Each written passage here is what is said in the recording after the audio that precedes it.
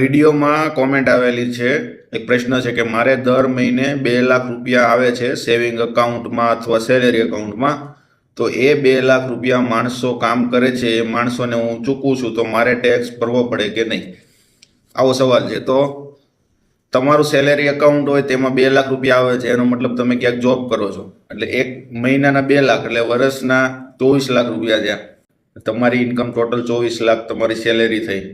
સેલેરીનું જે પણ ડિડક્શન છે એ બાદ કર્યા પછી તમને અંદાજે 3 લાખથી લઈને 3.5 લાખ સુધી ટેક્સ ભરવો પડે જો તમારી સેલેરી 24 લાખ હોય તો. પણ જો 12 લાખ સુધીનું ઇન્કમ હોય ને, સેલેરી એટલી હોય 12 લાખ સુધીની, તો તમારે ટેક્સ નથી ભરવો પડતો. એનાથી ઉપર જાય તો પછી ટેક્સ ભરવાનો આવે છે. અને તમે એમ કહો છો કે માણસોને ચૂકવો છો કે ગમે તેને, પણ તમે પહેલાં પગાર તમારી સેલેરી આવે છે એમાંથી તમે ચૂકવો છો એ કોઈ માન્ય રહેશે નહીં. તો આ તમારો બિઝનેસ હોય તો, તમારો બિઝનેસ હોય તમારા અકાઉન્ટમાં 2 લાખ રૂપિયા આવતા હોય તો એ શેના આવતા હોય તમારે જણાવવું પડે. તેના બિલ જોઈએ કે ભાઈ આ મેં માલ વેચેલો છે, કોઈ પ્રોડક્ટ વેચેલી છે, તો કોઈ સર્વિસ આપેલી છે, એના 2 લાખ રૂપિયા મારા અકાઉન્ટમાં દર મહિને આવતા હોય તેનું બિલ જોઈએ.